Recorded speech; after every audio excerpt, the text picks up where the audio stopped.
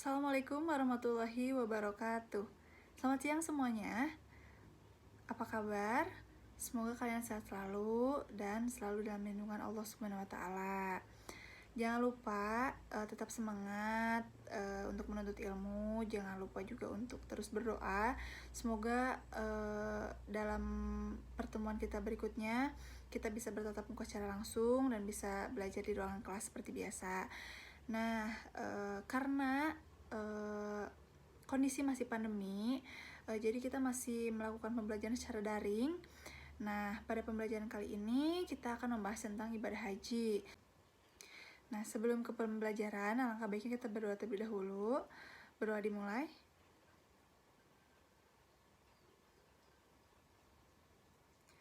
Cukup, semoga dengan kita berdoa terlebih dahulu, ilmu yang kita dapat kita serap dengan baik dan dapat bermanfaat bagi semua orang.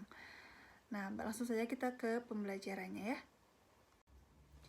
Pada pembelajaran kali ini, kita akan membahas tentang ibadah haji. Nah, sebelumnya ada yang tahu nggak sih ibadah haji itu apa? Nah, haji adalah mengunjungi Baitullah atau Ka'bah di Mekah untuk melakukan amal ibadah tertentu dengan syarat-syarat tertentu pula. Ibadah haji merupakan salah satu dari rukun Islam, yakni pada rukun yang kelima yang wajib dikerjakan bagi setiap muslim, baik itu laki-laki maupun perempuan, yang sudah mampu dan telah memenuhi syarat. Menunaikan ibadah haji diwajibkan atas setiap muslim yang mampu mengerjakan dan seumur hidup sekali. Bagi mereka yang mengerjakan haji lebih dari satu kali, disebutnya sunnah. Allah Subhanahu wa taala berfirman dalam surat Al-Imran ayat 97 yaitu, dan di antara kewajiban manusia terhadap Allah adalah mengerjakan ibadah haji ke Baitullah, yaitu bagi orang-orang yang mampu mengadakan dan pergi ke sana. Barang siapa mengingkari kewajiban haji, maka ketahuilah bahwa Allah itu Maha Kaya, tidak memerlukan sesuatu dari seluruh alam. Nah, dari penjelasan ini kita dapat simpulkan bahwa ibadah haji itu yang wajibnya itu hanya satu kali. Jika ada orang yang melakukan ibadah haji lebih dari satu kali, maka itu masuknya ke sunnah. Nah, Allah juga menjelaskan di dalam Quran surat Ali Imran ayat 97 menegaskan untuk melaksanakan haji bagi orang-orang yang mampu. Jadi Allah itu sangat lembut sekali ketika menyuruh umatnya untuk melakukan perintahnya ya. Nah, materi berikutnya yaitu ada ketentuan-ketentuan haji.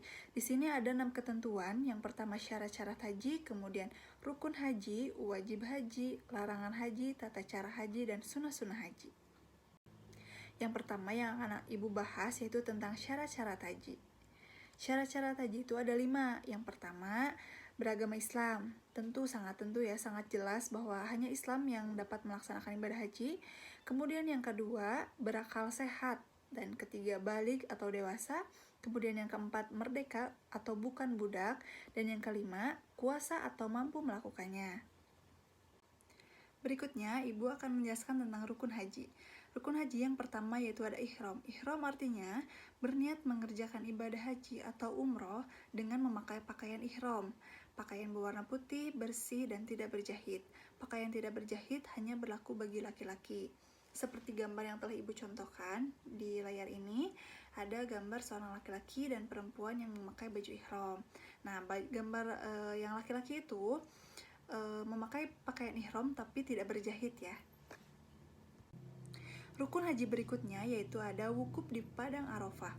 Hadir di Padang Arafah pada waktu zuhur dimulai sejak tergelincir matahari tanggal 9 Zulhijjah sampai terbit fajar tanggal 10 Zulhijjah pada bulan haji. Nah, rukun haji berikutnya yaitu ada tawaf atau mengelilingi Ka'bah sebanyak 7 kali putaran. Dimulai dari Hajar Aswad dengan posisi Ka'bah di sebelah kiri orang yang bertawaf, berputar kebalikan arah jarum jam. Orang yang tawaf harus menutup aurat serta suci dari hadas dan najis. Seperti gambar yang telah ibu tunjukkan di layar ini. Ini adalah contoh orang-orang yang sedang bertawaf atau yang sedang mengelilingi Ka'bah ya. Rukun haji berikutnya yaitu sa'i atau berlari-lari kecil dari antara Bukit Safa dan Marwah. Ketentuan sa'i harus dimulai dari Bukit Safa dan diakhiri di Bukit Marwah. Dan sa'i itu dilakukan sebanyak 7 kali. Nah, ini contoh gambarnya yang telah ibu tunjukkan di layar. Jadi setiap orang harus berlari-lari kecil antara Bukit Safa dan Marwah. Nah, yang Kelima yaitu ada tahallul atau mencukur rambut setelah melempar jamroh akobah pada hari nahar. Apabila mempunyai kurban, cukup dilakukan setelah menyembelih hewan kurban. Mencukur rambut sekurang-kurangnya 3 helai rambut. Nah, ini pun dilakukan oleh laki-laki dan pria ya. Dan rukun haji yang terakhir yaitu tertib, artinya menertibkan rukun-rukun haji tersebut.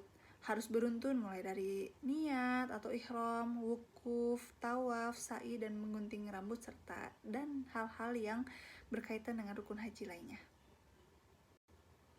Setelah Ibu menjelaskan tentang rukun haji, di sini juga ada wajib haji. Wajib haji itu yang pertama ada ihram atau niat berhaji dari mikot batas yang ditentukan. Kemudian ada mabit di Musdalifah, terus melempar jumroh, ula, wusa, dan akobah.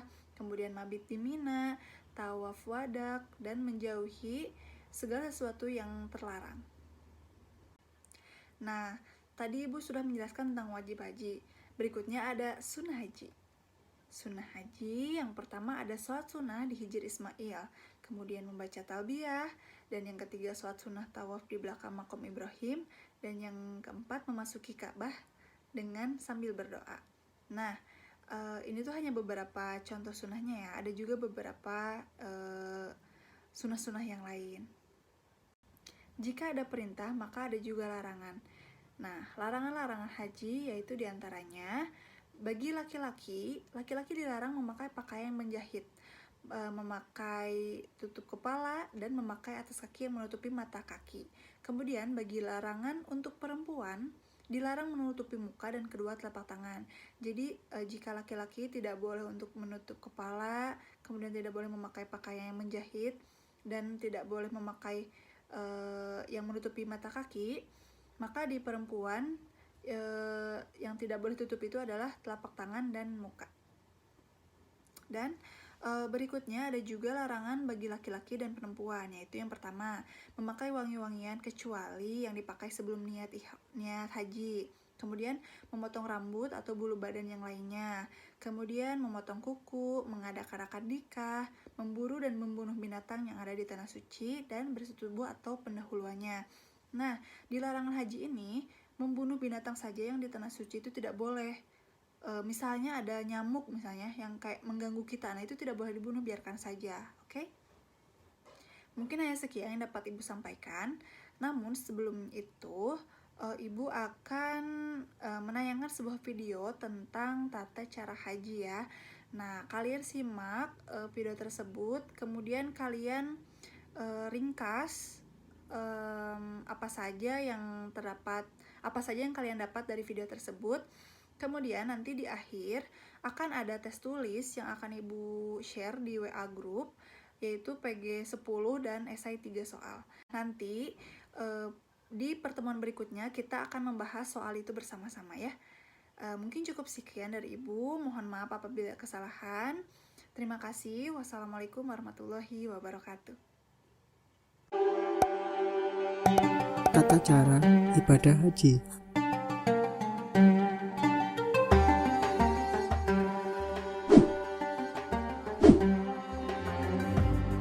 Pergi haji merupakan salah satu kewajiban umat muslim. Tiap tahunnya, jutaan umat muslim dari penjuru dunia berkumpul di Arab Saudi untuk melaksanakan haji. Di video ini, kita akan melihat bagaimana urutan-urutan tata cara ibadah haji. Yuk kita tonton dan simak video berikut ini. Ihram. Ihram adalah niat untuk melakukan ibadah haji, umroh, atau melakukan haji dan umroh secara bersamaan dari tempat asal. Berikut adalah beberapa persiapan sebelum ihram: mencukur kumis atau jenggot, ketiak, dan bulu kemaluan, mandi dan membersihkan diri, memakai wewangian disunahkan dan diperbolehkan pada anggota badan, dan membaca niat haji. Pelaksanaan ibadah haji dimulai pada tanggal 8 Zulhijjah. Setelah ihram dan persiapan, seluruh jamaah haji pergi menuju Mina dan bermalam di sana sambil menunggu waktu wukuf di padang Arafah. Selama di Mina, jamaah haji dianjurkan untuk banyak memanjatkan doa istighfar, zikir, talbiyah, tafakkur, dan membaca Al-Quran. Setelah sholat subuh pada tanggal 9 Zulhijjah, jamaah pergi menuju Arafah untuk wukuf. Wukuf yaitu merenung atau menghayati pengasingan diri di padang Arafah seakan berada di padang mahsyar. Jamaah juga dianjurkan untuk banyak memanjatkan doa, istighfar, zikir, talbiyah, tafakur, dan membaca Al-Quran. Salat zuhur dan asar dijamak qasar awal atau diringkas 2 rakaat dan dilakukan pada waktu zuhur. Sebelum matahari terbenam, jamaah pergi meninggalkan Arafah menuju Muzdalifah untuk bermalam. Sesampainya di Muzdalifah, jamaah melaksanakan sholat maghrib, isya, dan subuh saat sudah memasuki waktu sholat serta memperbanyak zikir dan doa. Pada tanggal 10 Zulhijjah setelah sholat subuh, jamaah pergi meninggalkan Muzdalifah untuk melaksanakan Jumrah Aqobah. Selama perjalanan, jamaah dianjurkan mengambil kerikil. Dilakukan saat Jumrah Aqobah yakni melontarkan atau melempar kerikil sebanyak 7 kali ke arah dinding.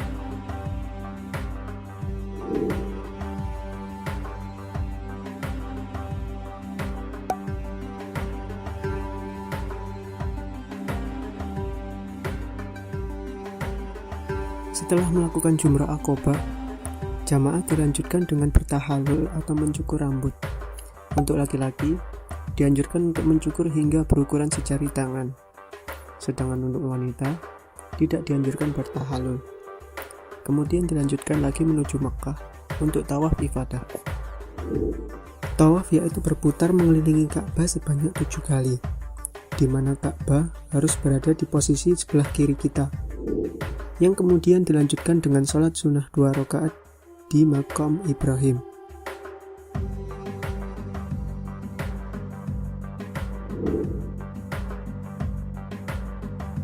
Dan jika sudah, dilanjutkan dengan minum air zam-zam di tempat yang telah disediakan. Kemudian jamaah haji menuju ke Bukit Safa Marwah untuk melaksanakan sa'i. Sa'i yaitu berjalan dari Bukit Safa ke Bukit Marwah dan sebaliknya, sebanyak 7 kali. Setelah melakukan sa'i, jamaah kembali lagi ke Mina untuk bermalam. Selama di Mina, jamaah diharapkan memperbanyak zikir dan doa serta tetap melaksanakan sholat wajib saat sudah memasuki waktu sholat. Pada tanggal 11 Zulhijjah setelah melaksanakan sholat subuh, jamaah kembali melaksanakan jumroh. Ada 3 jumroh yang harus dilaksanakan, yakni jumroh ula, jumroh wusta,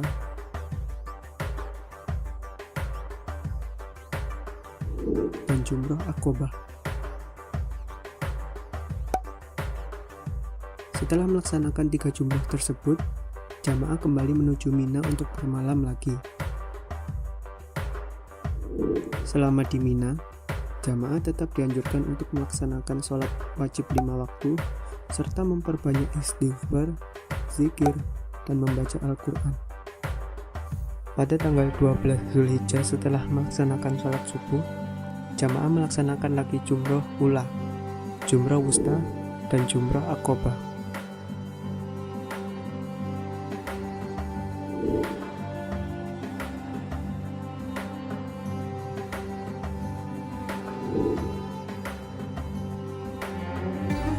Yang kemudian dilanjutkan perjalanan menuju Makkah untuk melaksanakan tawaf wada. Tawaf wada adalah tawaf yang dilakukan sebelum kembali ke negara masing-masing atau biasa disebut dengan tawaf perpisahan. Tawaf wada merupakan proses akhir dari ibadah